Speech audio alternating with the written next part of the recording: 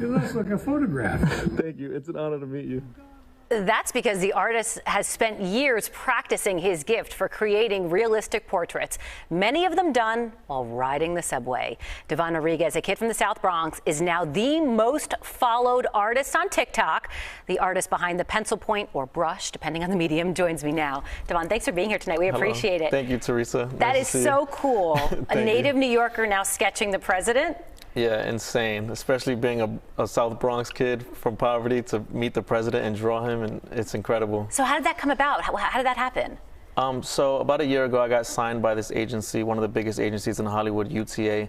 They pitched it to the DNC, and they loved the idea, and it just happened, and they did a whole Secret Service background check, and I'm glad I don't have any criminal record. I passed it with flying colors, and they flew me out. Very, very, very cool. So you said we said you're a native New Yorker, you're from the Bronx. How does a kid from the Bronx all of a sudden end up in a position to be the most followed artist on TikTok? Everybody everywhere knows you and your work. Yeah, I mean, I still can't believe it. It's like a dream come true. It's what I wanted for my entire life. I had visions of this since I was like 5 years old, always thinking like, I want to see my name on billboards. I want to see my art everywhere. And, you know, it just started going viral 2 years ago through TikTok, and my whole entire life changed. And, you know, I still pinch myself and still, you know, kind of see my life from like an out-of-body experience now. I'm like, wow, I really can't believe all this. Okay, so but I have to ask you, I'm a mom of 2 boys. Like when my kid brings home artwork from school, I'm thinking, well, I don't think so. I don't think he's got it. Were you the kid that was bringing home incredible artwork from school?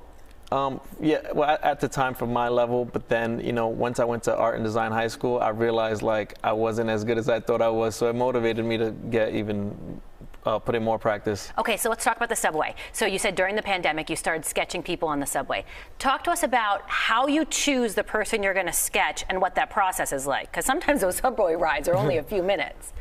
So I try to choose people in front of me and people that seem really interesting, and it's something that I started actually in 2010 from my teacher.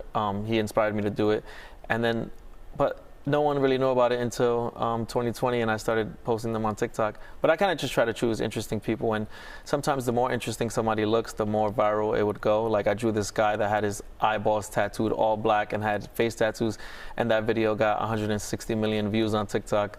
So, you know. 160 million views on TikTok. That's incredible.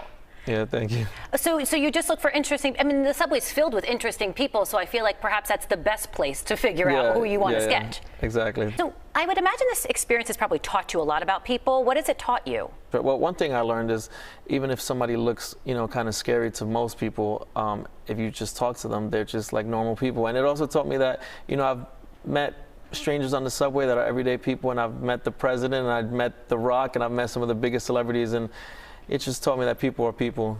That's so cool. Devon Rodriguez, thanks for being here tonight. We Thank appreciate it. Thank I like that line me. too. Excuse me, miss. That's so cool.